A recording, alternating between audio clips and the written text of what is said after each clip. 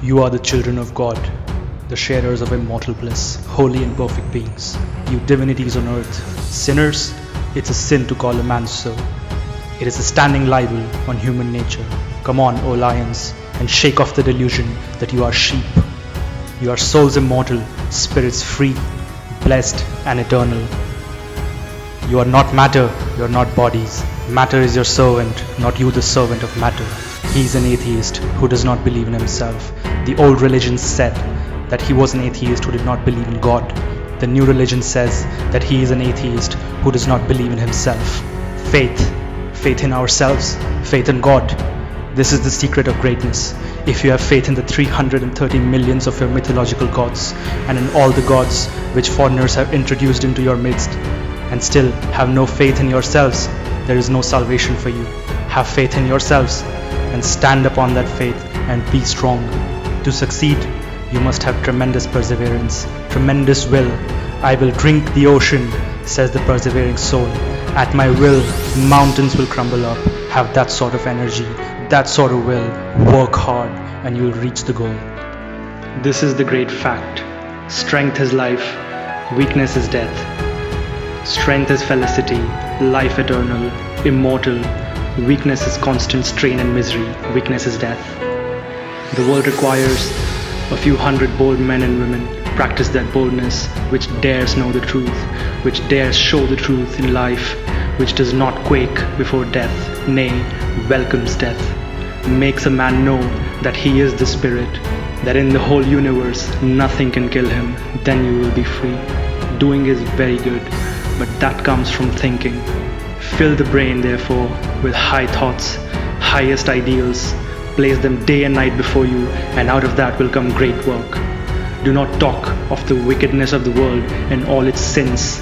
Weep that you are bound to see wickedness yet. Weep that you are bound to see sin everywhere. And if you want to help the world, do not condemn it. Do not weaken it more. For what is sin and what is misery and what are all these but the results of weakness? The world is made weaker and weaker every day by such teachings. Let positive, strong, helpful thought enter into your brains from very childhood. Lay yourselves open to these thoughts and not to weakening and paralyzing ones. Never mind failures. They are quite natural. They are the beauty of life, these failures. What would life be without them? It would not be worth having if it were not for the struggles. Where would be the poetry of life? Never mind the struggles, the mistakes. Never mind these failures, these little backslidings.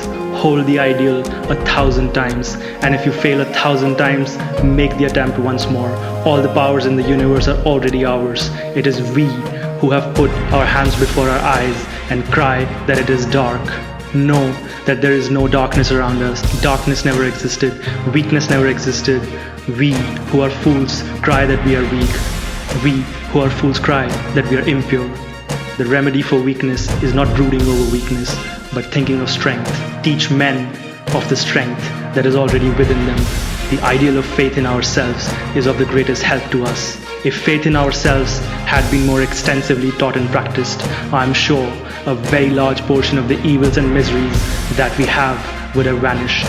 Throughout the history of mankind, if any power has been more potent than another in the lives of all great men and women, it is that of faith in themselves. Born with the consciousness that they were to be great, they became great. Let a man go down as low as possible. There must come a time when out of sheer desperation, he will take an upward curve and will learn to have faith in himself. But it is better for us that we should know it from the very first. Why should we have all these bitter experiences in order to gain faith in ourselves? We can see that all the difference between man and man is owing to the existence and non-existence of faith in himself. Faith in ourselves will do everything. I have experienced it in my own life and I'm still doing so. And as I grow older, that faith is becoming stronger and stronger. Do you know how much energy, how many powers, how many forces are still lurking behind that frame of yours? What scientist has known all that is in man? Millions of years have passed since man first came here, and yet but one infinitesimal part of his powers has been manifested. Therefore, you must not say that you are weak. How do you know what possibilities lie behind that degradation on the surface? You know but little of that which is within you, for behind you is the ocean of infinite power and blessedness. If matter is powerful, thought is omnipotent. Bring this thought to bear upon your life. Fill yourselves with the thought of your almightiness, your majesty, and your glory. Make your nerves strong. What we want is muscles of iron and nerves of steel. We have wept long enough, no more weeping, but stand on your feet and be men. The will is stronger than anything else. Everything must go down before the will, for that comes from God and God Himself.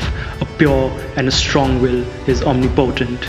Do you not believe in it? The history of the world is the history of a few men who had faith in themselves. That faith calls out the divinity within. You can do anything.